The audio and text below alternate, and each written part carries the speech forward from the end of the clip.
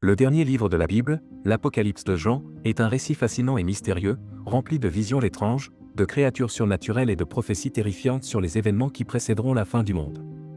Écrit par un homme nommé Jean, ce texte nous emmène dans un voyage à travers des révélations célestes, où chaque vision dévoile un fragment de l'avenir de l'humanité.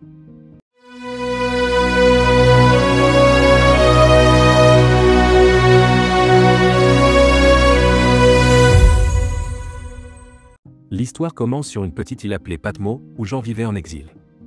Un jour, alors qu'il était seul, il entendit une voix puissante derrière lui. Intrigué et effrayé, il se retourna pour voir qui parlait. Ce qu'il vit alors le terrifia au point qu'il tomba face contre terre, comme s'il était mort. Devant lui se tenait une figure majestueuse et surnaturelle. Ses yeux brillaient comme des flammes de feu, ses pieds resplendissaient comme du bronze poli, et une épée à double tranchant semblait sortir de sa bouche. Cette figure impressionnante s'identifia comme étant le Christ ressuscité, Jésus. Dans le chapitre 4, Jean fut transporté dans une vision qu'il peinait à décrire avec des mots humains. Il vit un trône majestueux dans le ciel, et sur ce trône, un être indescriptible. Pour tenter de décrire cet être divin, Jean le compara à des pierres précieuses. Le jaspe, brillant et pur, la sardoine, rouge et éclatante. Autour du trône, un arc-en-ciel semblable à une émeraude illuminait la scène d'une lumière surnaturelle. Devant le trône, cette lampe dorée brûlait, symbolisant les 7 esprits de Dieu. Cette vision céleste marquait le début d'un voyage spirituel intense, où Jean allait être témoin des événements les plus bouleversants de l'histoire de l'humanité. Ce Jésus, bien différent des représentations familières que l'on voit dans les peintures, incarnait des symboles puissants et mystérieux. Était-ce une vision littérale ou une représentation symbolique? La réponse réside dans la nature même des visions de Jean, où chaque détail porte une signification spirituelle profonde, souvent voilée par des images saisissantes. Après cette rencontre bouleversante, Jésus confia à Jean des messages destinés à cette église, située dans une région correspondant à l'actuelle Turquie. Ces lettres, pleines d'avertissements, d'encouragements et de promesses, étaient destinées à préparer les croyants aux épreuves à venir et à les fortifier dans leur foi. Mais ce n'était que le début. Jésus ouvrit ensuite à Jean une série de visions extraordinaires, décrivant les événements qui précéderaient la fin des temps. Jean fut transporté dans une vision céleste où il vit 4 créatures extraordinaires autour du trône de Dieu. Mais ces créatures n'étaient pas les anges gracieux que l'on imagine souvent, ni les petites statues d'anges que l'on trouve dans les maisons de nos grands-mères. Jean les décrivit comme ayant 6 ailes et étant remplies d'yeux, à l'intérieur comme à l'extérieur. Chacune avait une apparence unique, l'une ressemblait à un lion, une autre à un veau, une troisième à un homme, et la dernière à un aigle en plein vol. Ces créatures célestes ne se reposaient jamais. Jour et nuit, elles louaient Dieu en chantant « Saint, Saint, Saint est le Seigneur Dieu Tout-Puissant, celui qui était, qui est, et qui vient ». Mais elles n'étaient pas seules dans cette adoration. Autour du trône se tenaient également 24 anciens, des figures humaines vêtues de blanc, qui déposaient leur couronne devant Dieu en signe de soumission et de révérence. Et ce n'est pas tout. Des centaines de milliers d'anges se joignaient à cette louange, remplissant la salle du trône d'une harmonie parfaite et d'une adoration incessante. Alors que tout semblait en parfaite harmonie, l'attention de Jean fut attirée par un objet particulier, un rouleau scellé de 7 sceaux, tenu dans la main droite de Dieu. Ce rouleau, mystérieux et imposant, semblait contenir un message crucial. Dieu demanda, qui est digne d'ouvrir ce rouleau et d'en briser les sceaux? Mais personne ne répondit. Ni les créatures célestes, ni les anciens, ni les anges ne semblaient avoir le droit d'ouvrir ce rouleau. Jean, voyant cela, fut submergé par une profonde tristesse. Il pleura amèrement, car il comprit que ce rouleau était d'une importance capitale. Il savait que son contenu représentait les jugements divins qui devaient être exécutés sur la terre, et que sans quelqu'un pour l'ouvrir, le règne de Satan sur ce monde pourrait se prolonger indéfiniment. Dans le contexte de l'époque de Jean, un rouleau scellé était souvent utilisé dans les transactions de propriété. Lorsqu'une terre était vendue, un rouleau scellé servait de titre de propriété, que seul le nouveau propriétaire pouvait ouvrir pour revendiquer ses droits. De nombreux érudits bibliques interprètent ce rouleau comme étant le titre de propriété de la terre. Actuellement, la Bible décrit Satan comme le prince de ce monde et le dieu de cet âge. Si personne n'ouvrait le rouleau, cela signifiait que Satan continuerait à exercer son influence sur la terre. C'est pourquoi Jean pleurait si intensément.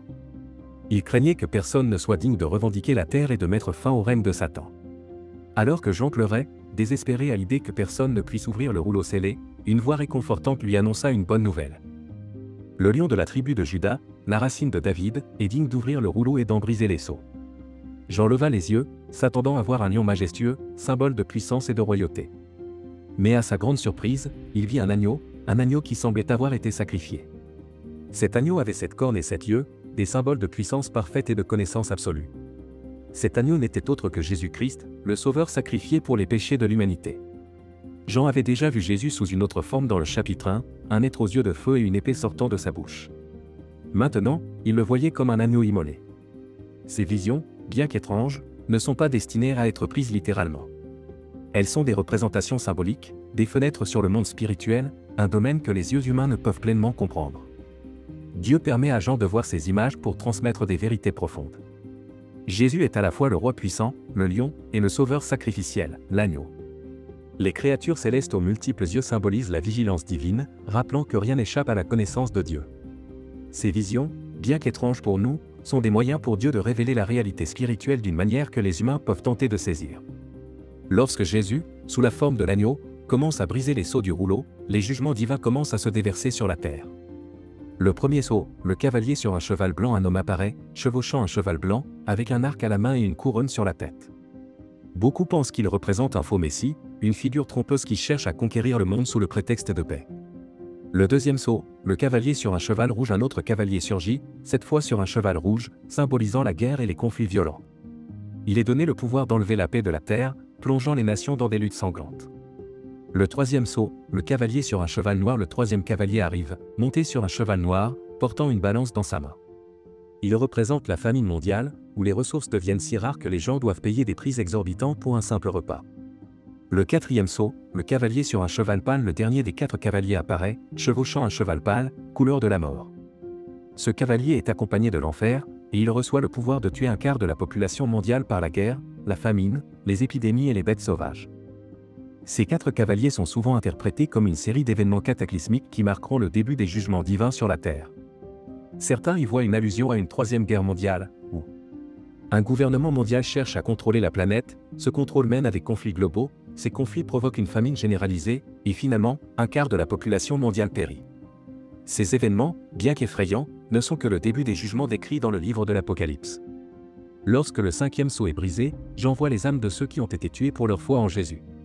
Ces martyrs, qui ont souffert pendant cette période de jugement, se tiennent sous l'autel céleste et crient à Dieu, « Jusqu'à quand, Seigneur saint et véritable, tarderas-tu à juger et à venger notre sang ?» En réponse, Dieu leur donne des robes blanches, symbole de pureté et de justice, il leur demande de patienter encore un peu, jusqu'à ce que le nombre de leurs compagnons martyrs soit complet. Le livre de l'Apocalypse ne s'arrête pas là. Les sceaux restants, les trompettes et les coupes de la colère divine révèlent des jugements encore plus intenses, mais aussi des promesses de rédemption et de victoire pour ceux qui restent fidèles à Dieu.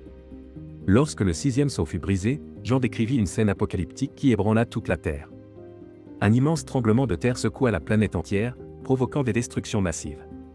Le soleil devint noir comme un sac de crin, et la lune prit une teinte rouge sang. Les étoiles tombèrent du ciel comme des figues secouées par un vent violent, et le ciel lui-même sembla se replier comme un parchemin. Les montagnes et les îles furent déplacées de leur place, laissant la terre dans un état de chaos total. Ce que Jean décrivait ressemblait à une catastrophe d'une ampleur inimaginable. Certains y voient une allusion à une guerre nucléaire, d'autres à une pluie de météores. Quelle que soit l'interprétation, une chose est certaine, ce sera un moment de terreur et de dévastation sans précédent. Mais le 7e sceau, contrairement au précédent, était différent. Il ne fut pas ouvert immédiatement. Avant cela, Jean fut témoin d'une autre vision, décrite dans le chapitre 7. Dans cette vision, il vit 144 000 personnes sur la terre, représentant les 12 tribus d'Israël. Ces individus étaient marqués et protégés par Dieu, mais leur rôle exact ne serait révélé que plus tard, dans le chapitre 14. Lorsque le 7e sceau fut finalement ouvert, un silence impressionnant envahit le ciel pendant environ 30 minutes. Ce silence, lourd et oppressant, semblait être le calme avant une tempête dévastatrice. Je compare souvent ce moment à la pause inquiétante qui précède un tsunami géant, lorsque la mer se retire avant de revenir avec une force destructrice. Mais cette fois, ce n'était pas une vague d'eau qui allait frapper la terre, mais la colère de Dieu, déchaînée à travers cet nouveau jugement. Après l'ouverture du 7e sceau, 7 anges furent donnés cette trompette, chacune annonçant un jugement encore plus terrible que les précédents. Lorsque le premier ange sonna de la trompette, de la grêle et du feu mêlés de sang furent projetés sur la terre. Un tiers des arbres fut brûlé, et toute l'herbe verte fut détruite. Ces jugements, bien que terrifiants, marquent l'accomplissement ultime du plan de Dieu pour la terre. Le chiffre 7, omniprésent dans le livre de l'Apocalypse, symbolise la perfection et la complétion dans la Bible. Tout comme Dieu créa le monde en 7 jours, ces jugements représentent la conclusion parfaite de son dessein divin. Soudain, Dieu ressuscite ses témoins, et il monte au ciel sous les yeux horrifiés de tous, tandis qu'un tremblement de terre frappe Jérusalem. Enfin, la 7e trompette retentit, et les cieux proclament la victoire ultime. Les royaumes de ce monde appartiennent désormais à notre Seigneur et à son Christ, et il régnera pour toujours. Dans les chapitres 12 et 13 de l'Apocalypse, les visions de Jean prennent une tournure encore plus étrange et symbolique. Il voit une femme vêtue du soleil, avec la lune sous ses pieds et une couronne de 12 étoiles sur sa tête. Cette femme, en train d'accoucher, est confrontée à un dragon rouge à 7 têtes et 10 cornes, prêt à dévorer son enfant. Mais l'enfant, identifié comme Jésus-Christ, est emporté au ciel avant que le dragon ne puisse l'atteindre. La femme, souvent interprétée comme un symbole de la nation d'Israël, est protégée par Dieu, tandis que le dragon, représentant Satan, est chassé du ciel par l'archange Michel. Furieux, le dragon se tourne vers la terre, cherchant à persécuter Israël et à établir son plan de domination mondiale. Dans le chapitre 13, Jean voit une bête sortir de la mer, avec 7 têtes et 10 cornes, représentant un empire mondial gouverné par l'Antichrist, un homme adoré comme un dieu mais alimenté par le pouvoir de Satan. Un faux prophète, décrit comme une bête de la terre, se joint à lui, accomplissant des miracles trompeurs pour instaurer un culte mondial. Ensemble, ils imposent une marque sur la main ou le front de leurs adeptes, symbole de leur contrôle total. Pendant ce temps, dans le chapitre 14, Jean apprend que les 144 000 juifs mentionnés plus tôt sont des hommes pieux, sans tromperie, qui suivent Jésus et proclament l'évangile pendant le règne de l'Antichrist. Mais leur mission est renforcée par un ange qui survole la terre, proclamant la bonne nouvelle à toute l'humanité, même dans les endroits les plus reculés. 2 autres anges annoncent la chute de l'empire de l'Antichrist et la destruction de ses partisans, marquant le début de la fin pour ce règne diabolique. Alors que l'Apocalypse atteint son apogée, cet ange reçoit 7 coupes, contenant les jugements finaux de Dieu sur la terre. Ces jugements marquent la conclusion du plan divin avant l'avènement d'un nouveau monde. Les premières coupes apportent des douleurs insupportables, transforment les océans et les eaux douces en sang, et embrasent la terre sous un soleil brûlant. L'empire de l'Antichrist est plongé dans les ténèbres, et enfin, la 7e coupe déclenche un tremblement de terre cataclysmique, détruisant montagnes et îles. Pourtant, malgré ces catastrophes, les survivants continuent de blasphémer Dieu. Dans les chapitres suivants, Jean voit la chute de l'empire de l'Antichrist, symbolisée par une femme diabolique sur une bête écarlate, détruite par le feu. Puis, dans le chapitre 19, Jésus revient sur terre, accompagné d'une armée céleste composée de croyants. Une bataille finale s'engage contre Satan, l'Antichrist et le faux prophète, mais ils sont vaincus. Satan est emprisonné dans l'abîme pour 1000 ans, tandis que Christ règne sur la terre depuis Jérusalem. Après cette période, Satan est libéré brièvement, rassemble une dernière armée, mais est consumé par le feu divin. Enfin, au jugement du grand trône blanc, ceux qui ont rejeté Christ sont condamnés au lac de feu, tandis que les croyants entrent dans une nouvelle création.